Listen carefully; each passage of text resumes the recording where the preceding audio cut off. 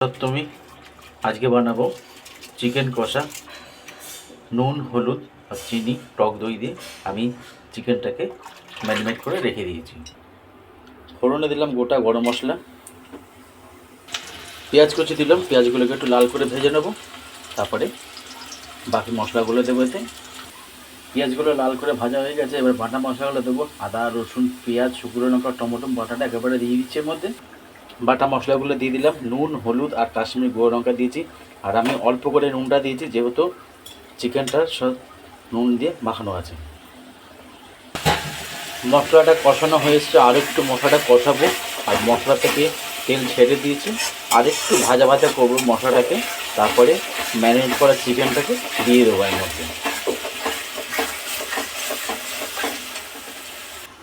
মশলাটা ভালো মতন কষানো হয়ে গেছে, মশলা থেকে তেল ছেড়ে দিয়েছে। এবার ম্যারিনেট করা চিকেনটাকে আমি দিয়ে দেবো, দিয়ে ভালো মতন কষাবো। ম্যারিনেট করা চিকেনটাকে দিয়ে দিলাম। এবার ভালো মতন কষাবো এটাকে, চিকেনটাকে 10 মিনিটের জন্য আমি মিডিয়াম আছে আমি এখন রেখে দিলাম। মিক্স ফ্রাইড রাইস বানাবো। পেঁয়াজ কুচি, রসুন কুচি, আদা কুচি আর লঙ্কা কুচি, ডিমের অমলেট কুচি করে রেখে দিয়েছি। চিকেন আর চিংড়ি মাছটাকে আমি ভালো করে ধুয়ে রেখে দিয়েছি। কড়াইটা গরম হয়ে গেছে, আমি কড়াইতে সাদা তেল দিলাম। এতে রসুন কুচি আমি তেলের মধ্যে দিলাম। এবার পেঁয়াজ কুচি দেবো, তারপরে আদা কুচিটা দেবো। ধুয়ে রাখা বিনস আর গাজরটাকে দিয়ে দিলাম। পেঁয়াজ আর রসুন সাথে এটা ভাজবো ভালো করে। আদা কুচি, লঙ্কা কুচি আর চিকেন আর চিংড়ি মাছটাকে আর নুন একেবারে দিয়ে এটা মশলাটাকে ভালো মতন কষিয়ে নেব। তারপরে ডিমটাকে দেবো। চিকেনটা আর একটু হবে, আমি এখনও লো সিমে এটাকে আমি ঢাকা দিয়ে রেখে দেবো। চিকেন থেকে জল বেরিয়েছে, আমি চিকেনে একটু জল দিইনি। এবার হাই ফ্লেমে 10 মিনিটের জন্য রেখে দেবো। চিকেনের ঝোলগুলো শুকিয়ে যাবে এতে।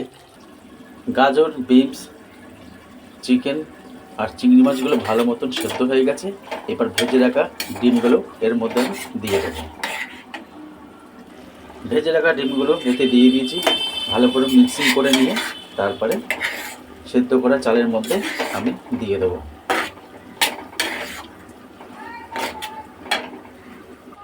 চিকেন কষা করা হয়ে গেছে আমাদের।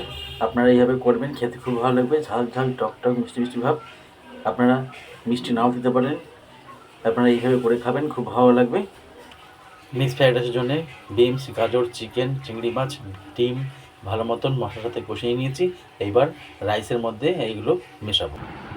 রাইসের মধ্যে এবার সব দিয়ে দিয়েছি আমি। এবার ভালো মতন এগুলো মিশিয়ে নেব। মিক্সড রাইস আমাদের বানানো হয়ে গেছে। ওপর থেকে আমি ঘি দিয়ে দিলাম একটু টেস্ট হওয়ার জন্য। আপনারা এইভাবে বানিয়ে খাবেন, খেতে খুব ভালো লাগবে। যদি ভিডিও ভালো লাগে লাইক, শেয়ার, সাবস্ক্রাইব, কমেন্ট জানাবেন। আজকের ভিডিও এখানে শেষ করলাম। নমস্কার।